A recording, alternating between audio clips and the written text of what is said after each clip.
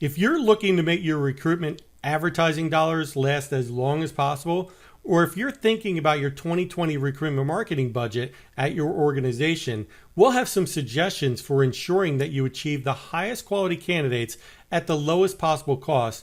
And we'll talk about the 2019 recruitment advertising trends that we're seeing and how those trends could be impacting where you spend your recruitment marketing dollars in 2020. And we're going to be starting this conversation right now.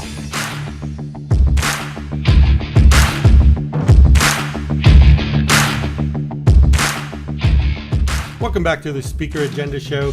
This week's guest is the general manager at Appcast.io. Appcast is a programmatic recruitment marketing solution and suite that is transforming how leading employers, ad agencies, and job boards find and attract talent. She's been with Appcast for nearly 4 years and has held a few different positions there, from being the GM of bidding and performance platforms, VP of business development and alliances, and now she's currently heading up as GM of the software as a service solutions. And I just love talking to her about this kind of stuff because we just totally nerd out. So please welcome to the show, Leah Daniels. Welcome, Leah. Thanks, Jeff. Great to see you.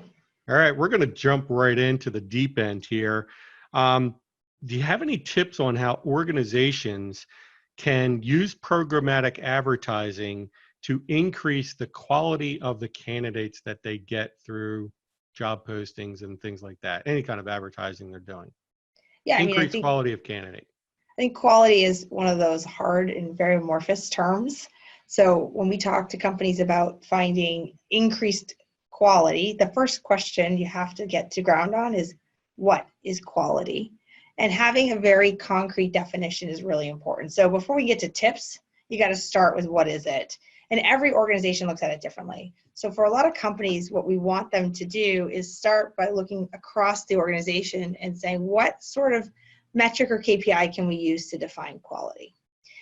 One of the biggest concerns that we have is that it's this hiring manager says it's this, and that hiring manager says it's that, and all of a sudden you don't have a definition of quality. You have something that has a lot of amplitude and not a lot of consistency. Right. So typically that definition should be some step in your process. So if you look in your ATS and the sort of the breadcrumbing steps that you take as you move a candidate through, what is the step that says this is a quality candidate for us? Is it that the recruiter accepted it? Is it that you sent them to an interview? Is it that they passed a background check? Put your stake in the sand somewhere and say, this is our definition. This is and of course, you guys as a programmatic advertising delivery vendor, right? You're looking for the lowest threshold possible, and they're probably looking for the highest. Well, I want to calculate it as somebody that actually got hired, right? And I think that's a false, level that he's setting it at. But they're going to be doing that. I agree and disagree with what you just said. So I don't think the programmatic vendors, any of them, actually care what the line is, as long as it's consistent, because you can't make adjustments. And at the end of the day, a lot of this is just math and changing in and out who the players are that are providing candidate traffic. But I totally agree with you on the definition not being higher. And here's why. There's actually two good reasons. One is once a hire has happened, you can't make any adjustments. It's too late. It's too deep into the process. And the second, and I think this is probably a really important thing to remember, is that a lot of companies, you can give them the perfect candidate. Absolutely, it's the one they're going to hire. And the next thing they say is, well, I'd like another. I want a slate of hireable candidates. They hold job sites to a definition of hire, but the reality is the expectation is multiple good candidates per job, so they have a choice.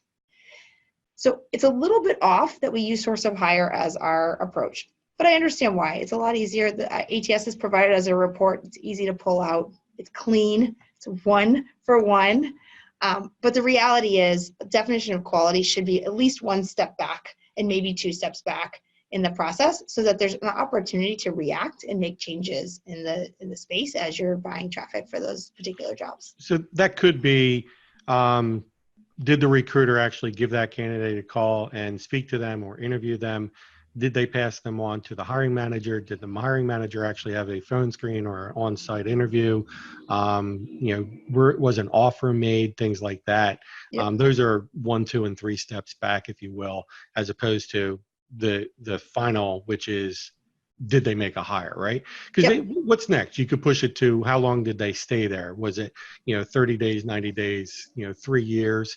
Now you're talking about quality of hire, way, way down the funnel, right? So Right. it starts getting a little ridiculous. Well, And yeah, you holding can't somebody feed at that top of back the in. funnel responsible for somebody way, way down. Right. And lots of things go into that, right? Including the final decision on the hire, right? At the end of the day, that hire has a lot more to do with the hiring manager than it has to do with the recruiting process. And so holding your job sites accountable to the variables that exist in the hiring manager is a little tough, right? Because it's hard for them to react and be able to appropriately send the traffic you're looking for. So you need to balance out with what's realistic.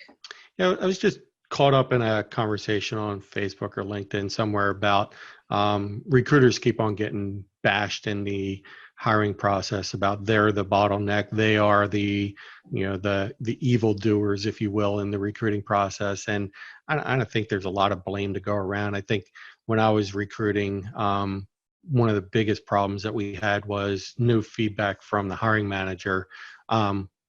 They just didn't care, right? They just were not very proactive in the recruiting process. They didn't call candidates in a timely manner, things like that. And I don't even know if that's actually the recruiting or the hiring manager's fault. I think it's a broken process and broken expectations along the way. But that's another story, right? So I keep hearing this phrase, you should be thinking like a marketer as opposed to thinking like a recruiter. I've got my own kind of definition of that. I'm curious to hear what yours is. Yeah, it's been going around for a while, right? It's been like a favorite catchphrase. And I actually don't love that, especially in job postings. And the reason I don't love it is because candidates don't think like marketers either. And at the end of the day, you're trying to get your job posting to get eyeballs of your candidates. And so instead of thinking like a marketer, I think you should think like a candidate. What is a candidate going to type into the job search bar, or what are they going to fill out for their job alerts? Those are the words you're after. The more creative you get on your job postings, which sound good from a marketing standpoint, the less likely your job gets served up to those candidates, right? It might get clicked on if they happen to see it. The problem is they'll never see it. So you have to remember that it's not you and the candidate having a moment in time together. There's a third party involved that's making the decision of which jobs get served to that candidate, and they're looking for a match. That match, at the end of the day, is keywords right in the title. So make your titles sound like what a candidate would type into the search engine, and that's where you're going to find the most success at getting your job in front of the candidate. Now become a marketer. That opening line of your job posting should not say the words us, we, or anything to do with yourselves, right? About us, what we What's do, all that what's crap. the with them, right? What's in it for me? You got to start by why they care. So make that jazzy, make that interesting, make that compelling. That's where you should be a marketer. But if you're putting a job title in, this is not the time to be a lawyer. This is not the time to be a recruiter. And it's definitely not the time to be a marketer. Be a candidate. Well, I would differ. I mean, you want to create the marketing or write the copy, if you will, write the job description from a candidate perspective or a persona, but you definitely want to use some marketing tactics and strategies in how you write that job ad or how you write that marketing piece, right? Whether it's a video job ad, just a career job posting, a job description, whatever, just taking the typical job description that comes out of an HRIS. Yep. Or some kind of ATS is not going to do it. Yeah, I totally agree. And yeah. I think we got to separate too, right? So be a marketer is a really big word. Like it's really a big area. Should you advertise like a marketer? Yes. Should you be measuring things and calculating costs? Absolutely. But the problem I find for a lot of recruiting organizations is the thing they are most able to do like a marketer is the thing they should least do like a marketer, right? They can't, it's too much work to change the job description, or it's too many hurdles internally they have to get through. And so they run at the least common denominator. To get any kind of authorization to change wording in the job description. I'm sure you've seen this. My favorite title ever that comes through is Cust Serve 2. I don't still know what that is. I think it's customer service level 2, but I'm pretty sure no candidate has walked onto any job site and said to them, oh my gosh, Cust Serve 2 is the thing I want to be. I can't wait to get this job, right? Yep. Type it into That's Google. Cust right. serve I'm just going to 2 type that job right in. openings, Wake Forest, North Carolina. Not going to happen. Right. So you got to think about it, right? Not from your point of view and where you sit, but you got to be able to put the shoes on the other foot. Yeah. So way back when I was recruiting for Yahoo, when they first started launching, they allowed their hiring managers to create their own job titles for whatever position they were hiring for. And one guy was hiring for a warp core engineer. Well, what the hell is a warp core? Nobody's going to type in warp core engineer, right? A It's a warp. database analyst. Oh, So cool. yeah, I mean, it's they're a sort of like all database the company. ninjas and gurus, right? Exactly. Ninja So many of Guru, them. yeah, expert, SME, whatever. So most talent acquisition leaders understand how important it is to make database decisions. What tools are available that can give talent acquisition leaders insight into the effectiveness of their actual recruitment marketing or recruitment advertising plans that they've established, right? You got 2020 budgets coming up. How do they know that the 2019 budgets were effective, and how do they use that data to make decisions for their 2020 budgets? Yeah, so first of all, I am a data loving nerd. Everything to get more data on these things is really important. Companies really do struggle with the data piece. And I think, to some degree, they're not partnering with their ATSs enough to get the data that is available in the applicant tracking system. That applicant tracking system does have a ton of good data. So start there. But the problem is there's a disconnect between what they're doing out in the market before that candidate touches the ATS, right? Once it's in the ATS, the ATSs try to do a pretty good job from there on in. So starting to find tools that can track holistically what you're up to is really important. And that starts with what leaves your system and goes out into the jobs ecosystem. So a lot of the programmatic vendors, by nature of how they work, you have to put tracking in place. But if you don't do it through one of the vendors, at least do it through Google Tag Manager or one of the the free tools that are out there, so you can start to understand, are people coming to your site? Are they clicking? Are they converting? Right? Where are your opportunities for increasing what you're doing? The reality of most job sites is that they find candidates and put them into your ATS, and you lose them there. You lose them for All a right, bunch of so reasons, but you got let to me, know why, right? And yeah, so where. let me kind of back up. You Yeah. probably lost a ton of people, especially like recruiters or even talent acquisition executives.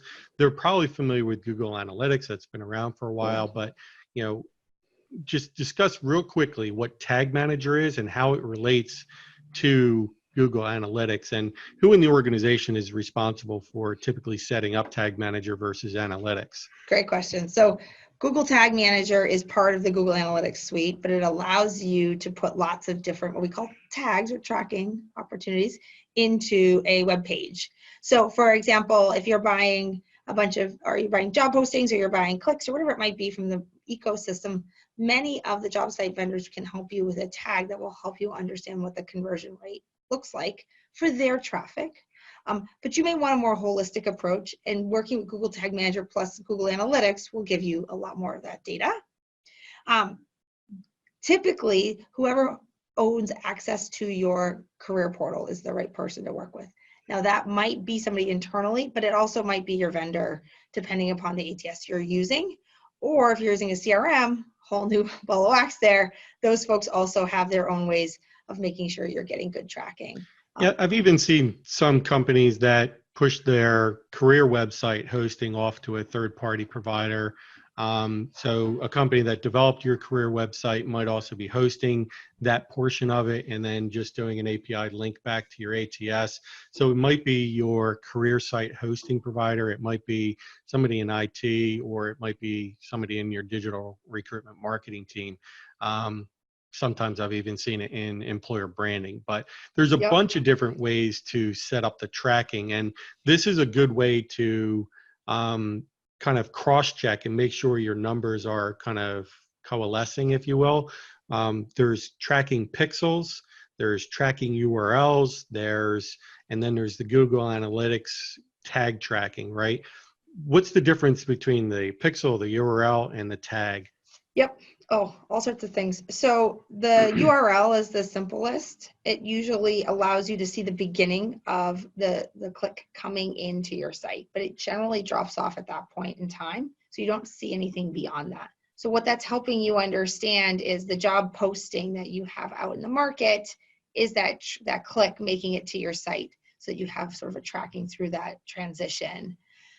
Tracking tags, some people call them pixels as well, are trying to see what happens from the beginning of your career portal to the end. So where are you losing your candidates? Now, they also produce a lot of other interesting information, which a lot of companies find helpful.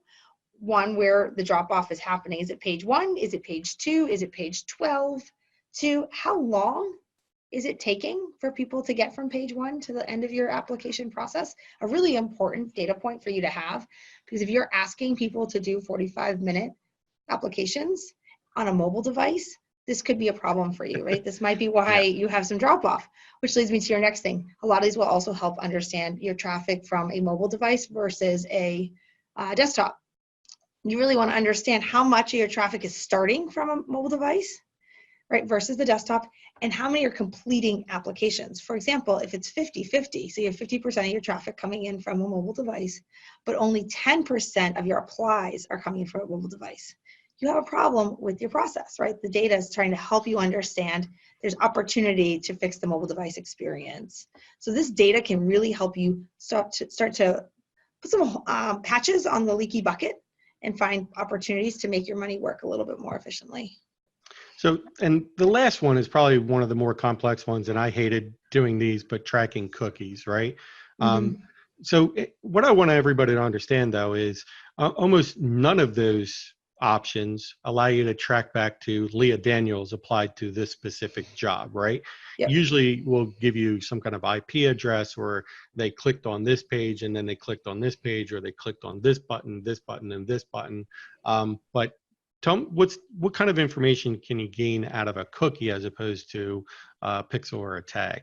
Yep. So a lot of the tags drop a cookie as well. So it's something to understand that a lot of the tags have the ability to drop a cookie, and they're doing that to understand the session and making sure that the same person who started is also finishing and tie all these things together. The reality is, if you're doing this right, you're not collecting any information that's PII, but it is possible to collect the IP address, as you mentioned. In the US, that's not considered PII, but overseas it is. So there is some complexities as you start to look at the European rules versus the US rules. Tags, depending on the kind of tag you're using, can collect PII if you allow it to. So it's another one of those things you got to think about as you work with your vendors and ask them, what are you collecting for information? How are you getting it? Or have some contracts and paperwork that help protect your business around what it is that they'll be collecting on your candidates. Yeah, I think you were referring some of the complexities over in Europe, or mostly around the privacy laws, GDPR, things like that. And it's not that you cannot collect those things. You just have to be very transparent about what you're collecting, how you're using it, and get permission, right? So, right. But when the challenge is when you have a third party who's measuring and tracking for you on your ATS, they actually can't ask permission. They don't have the controls to make that request. So you have to ask on behalf of your vendors and provide permission, which you may or may not want to do. It's one of those things that, again, your lawyers are going to have some opinions on these things. Yeah. Oh, they always have opinions, let me say. So on a recent webinar that Appcast hosted with Carfax and HireClicks, Tara Weinset, the director of recruiting over at Carfax, had identified 5 specific pillars of recruitment marketing strategy success. And I wanted to kind of review those with you and identify those and figure out, what she's really, mentioning here. So the first was increasing the amount of external offers. What does that mean, external offers? And again, I wasn't on this webinar, so I sort of reviewed it, and I don't. Sorry, I'm throwing you a curveball. Yeah, a little good curveball here. For those folks, I'm pretty sure external offers are making offers to candidates that were not sourced internally, right? So it's the referrals and the internal promotions and movement versus the external market, and they look at the world slightly differently because of those two different factors. It was interesting. I want to get Tara on the speaker agenda show so I can kind of narrow these down a little bit. But I want to know why she felt that was the number one pillar, right? So why is it important to constantly ingest or indoctrinate, incorporate new blood into the corporate ecosystem of hiring, if you will?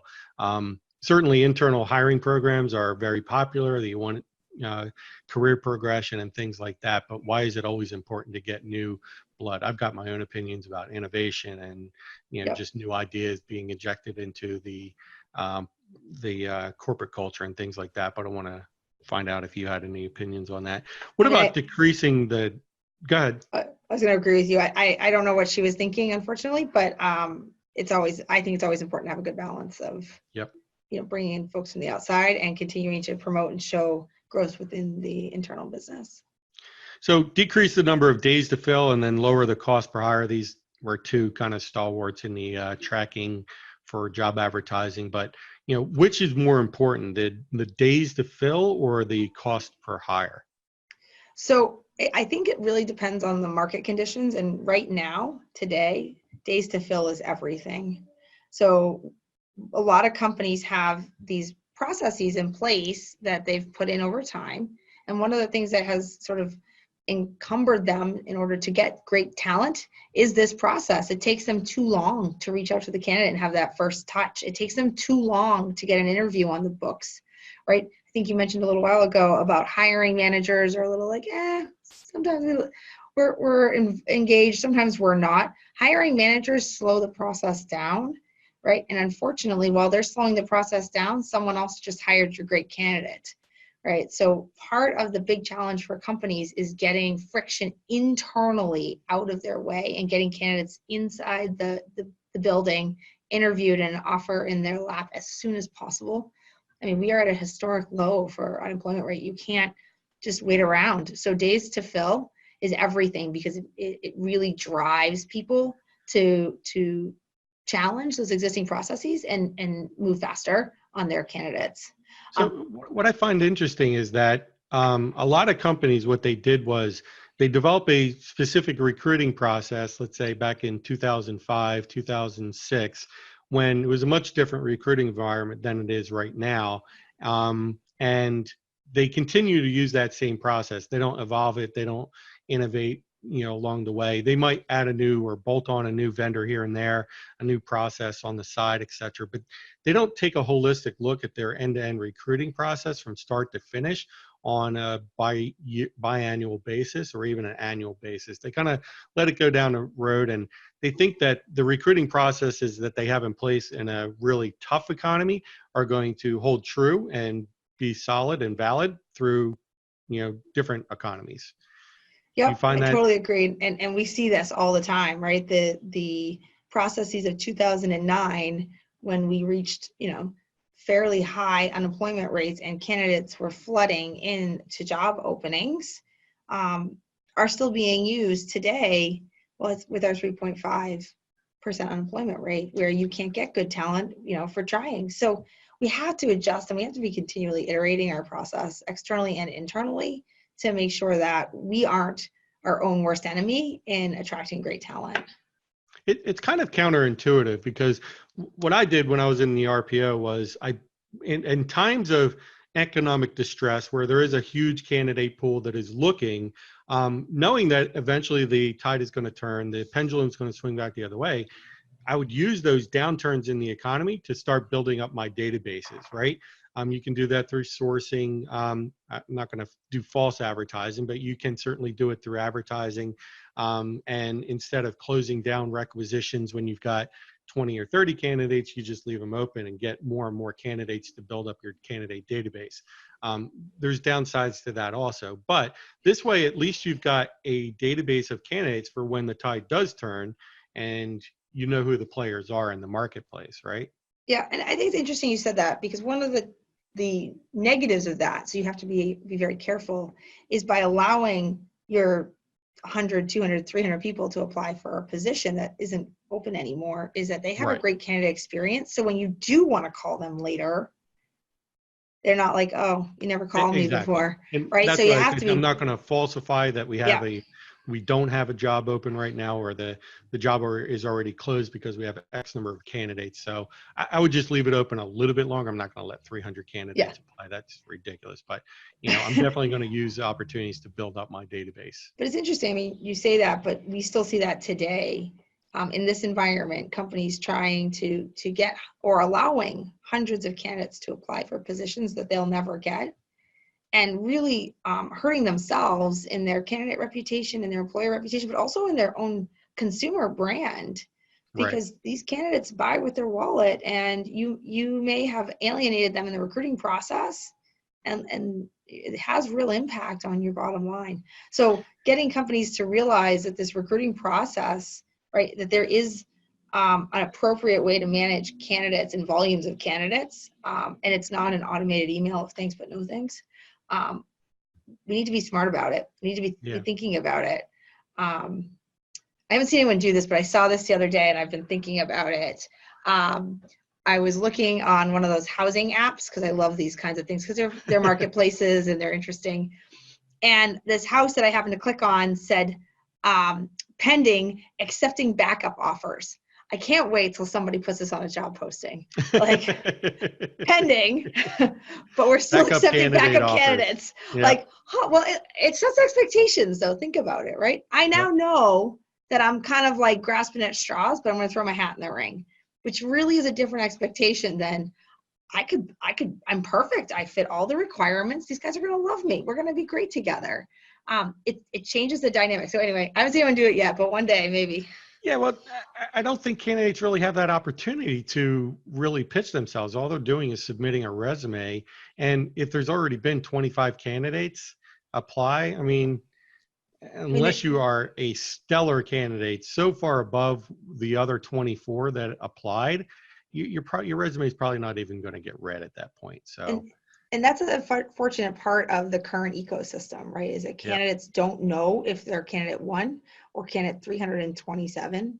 And it's funny because I talk about programmatic out in the market. And one of the things that I say generally to people not from the space is, have you been a candidate before? Everybody's like, of course I have. Like, have you ever applied for a job on a job board? And they're like, yes. Like, did you ever read the job and think to yourself, oh, I'm perfect. I have all of the things. They've asked for these things. I've got these things. I'm going to apply. And you go on Glassdoor and you go on their corporate website and you do your research and you write a lovely cover letter and you submit this perfect resume that is a absolute fit, and you get nothing back. And you're like, what the heck? Right. Perfect fit. And the reality is that you were candidate 327. They never saw you because candidate 12 was great. They already hired her or him. And you, many months later, get their nice rejection letter.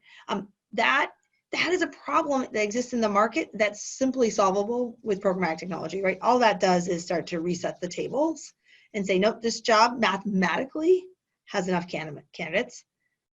If job sites want to continue to serve up our jobs, they got to move them to the different jobs that need candidates still. So it's just rebalancing the candidate pools, but it really has a long-standing impact on employer brand, because now candidates are only applying for jobs they really have a shot at getting. Yeah. I don't know how to solve that, right? Because there are some jobs where you do need either the job requirements are changing or a hiring manager changed their mind because they interviewed the first 5 candidates and they met the job spec, but this hiring manager says, you know what, I'm not getting what I'm looking for. I know it says 5 years this and 3 years that and 2 years this, but looking at my team, or somebody on the team left and now they have to backfill that person also.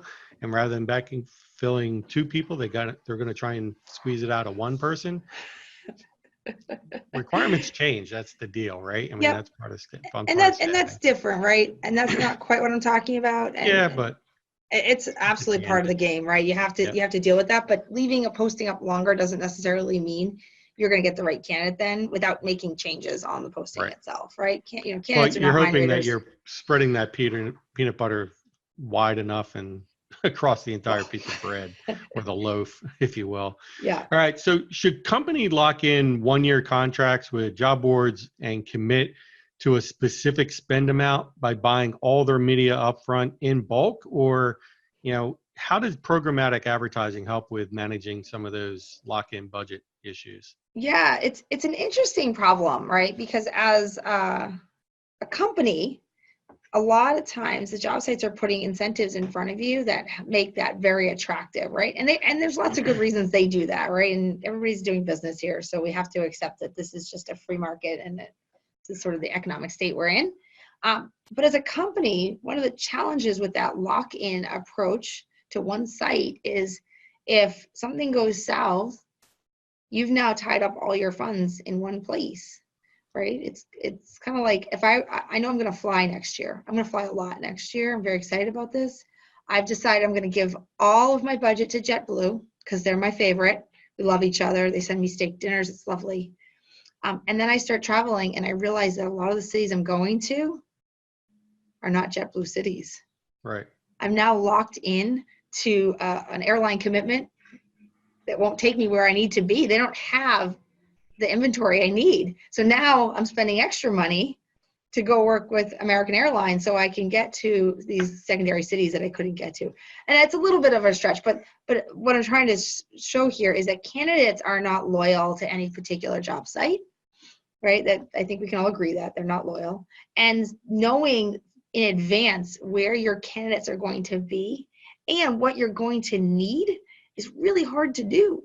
And so programmatic is really taking an approach of saying, look, at everybody in the market is available to you and they should be available to you all the time. And all you need to do is make the request when it's time for what you need and you pay for what you get. Just right. Adjust the approach. Again, it's a difference between locking in, JetBlue would prefer I lock in with them all year next year. I'm sure if they could bundle something, they would.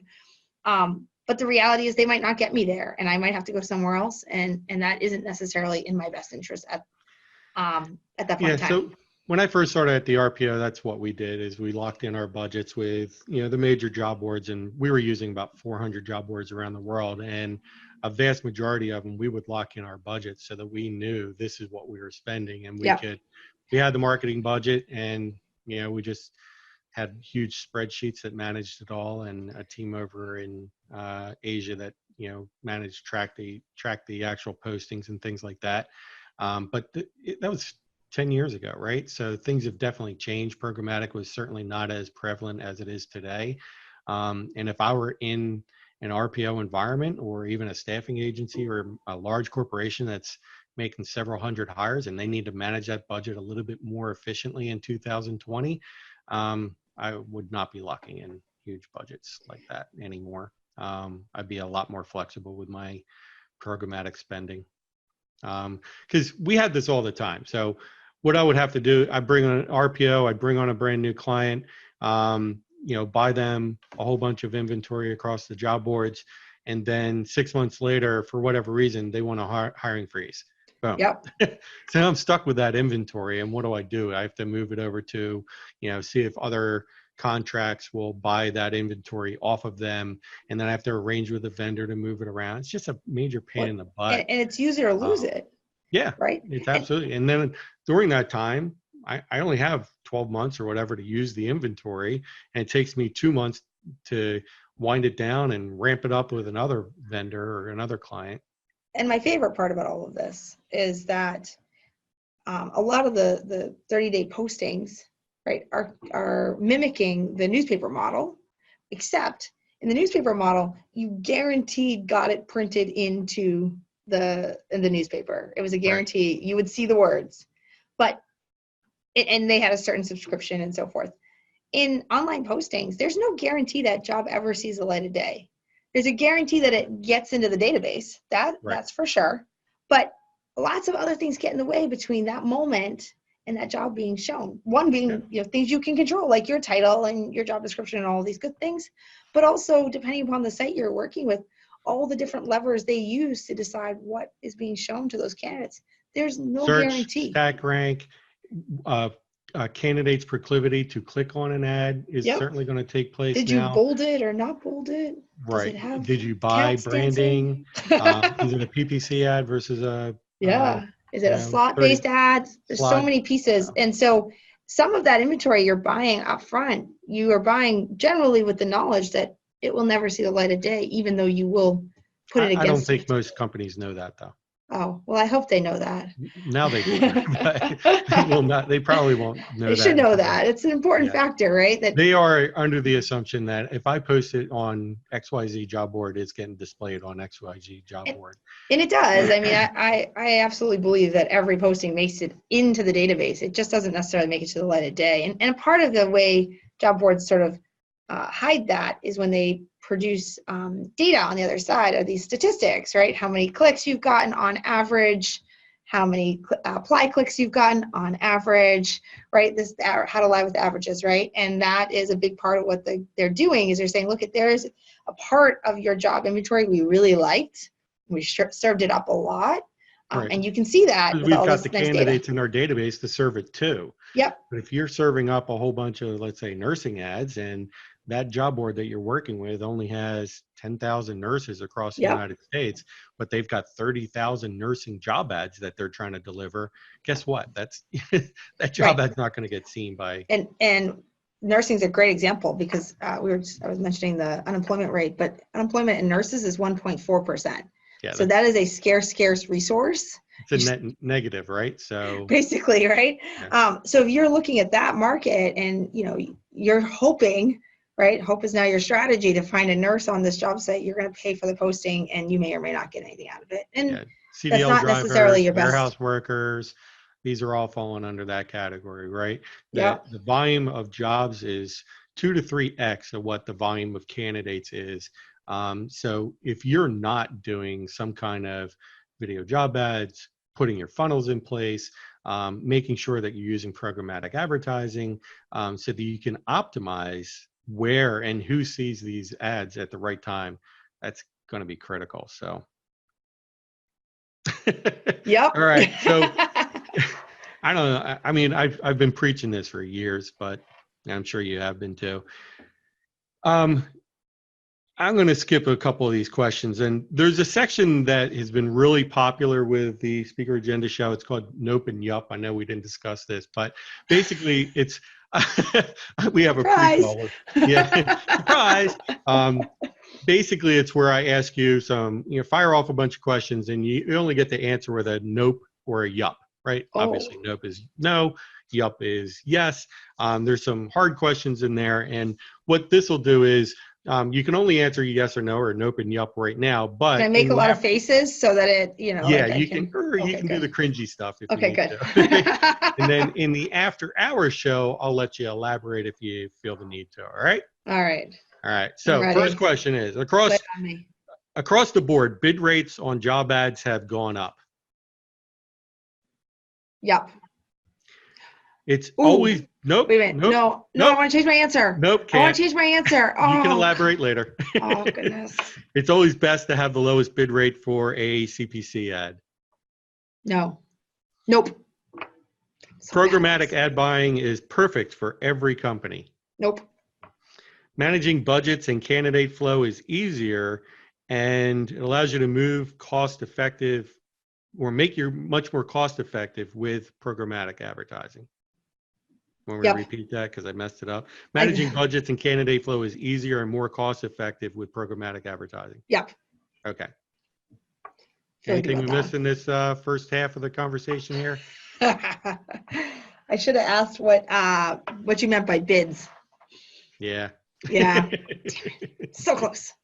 So close. So close. That was a sneaky one. I know. That's all right. So we can talk about bid rates and CPA versus CPC in the after hours show.